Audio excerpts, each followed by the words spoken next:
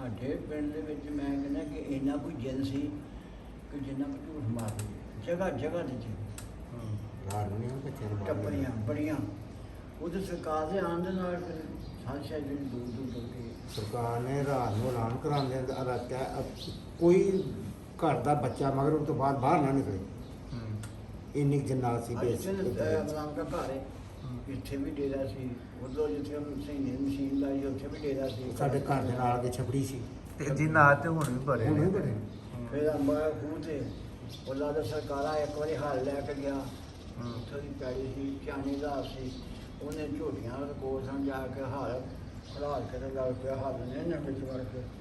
ਉਹ ਅੱਗੇ ਜਨਾਨੀ ਨਾਲ ਪੈਸਾ ਖੰਮ ਖਲਾਰ ਕਤਾਨ ਕਰਦੇ ਬਹਿ ਗਏ ਉਹਨੇ ਪੁਰਾਣੀ ਕੱਢ ਮਾਰੀ ਉਹਨੇ ਚੁੱਕ ਕੇ ਮਾਰਿਆ ਨਾਲ ਸਰਕਾਰ ਨੂੰ ਵਾਂਝ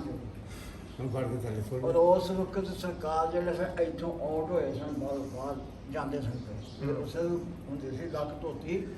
ਤੇ ਸੰਦੂਕਾਂ ਤੇ ਉੱਥੇ ਮਾਰ ਤੇ ਸਰਕਾਰ ਨਿਗਾਹ ਸਾਨੂੰ ਵੇਖ ਲਿਆ ਉਹਨਾਂ ਅੱਛਾ ਰਾਤ ਨਾ ਚੱਲ ਉਹਨੇ ਪੁੱਛਿਆ ਸਰਕਾਰਾਂ ਰਾਤੀ ਚੱਲਣ ਕੀ ਹੋਇਆ ਸੀ ਯਾਰ ਗੱਲ ਹੋਈ ਮੈਂ ਕਿਹਾ ਤੇਰੀ ਕਿਸਮਤ ਚੰਗੀ ਕਿ ਮੈਂ ਜਾਗਦਾ ਇੱਥੇ ਹੀ ਆ ਸਰਕਾਰ ਨੇ ਇੱਥੇ ਹੀ ਲਗਾ ਮਾਰੀ ਤੋਂ ਤੁਸੀਂ ਇਹ ਸਾਰਾ ਨਹੀਂ ਹੁੰਦਾ ਨਾ ਉਹ ਕੋਈ ਮੇਰੇ ਅਸਲੀ ਨਹੀਂ ਹੁੰਦੀ ਸਾਰੀ ਸੱਚ ਵੇਲੀ ਤੇ ਇਹਨੂੰ ਫਿਰ ਸੁਣਿਆ ਮੈਂ ਤੇ ਅਸੀਂ ਤੇ ਇਹ ਵੀ ਸੁਣਿਆ ਕਿ ਸ਼ਾਮ ਤੋਂ ਬਾਅਦ ਕੋਈ ਇੱਧਰ ਨੂੰ ਆਉਂਦਾ ਹੀ ਨਹੀਂ ਹੁੰਦਾ ਨਹੀਂ ਉਹ ਸ਼ਾਮ ਪਤਾ ਨਹੀਂ ਮਗਰ ਤੋਂ ਬਾਅਦ ਬੱਚਿਆਂ ਨੂੰ ਪਿੰਡ ਚੋਂ ਬਾਹਰ ਨਹੀਂ ਨਿਕਲਣਾ।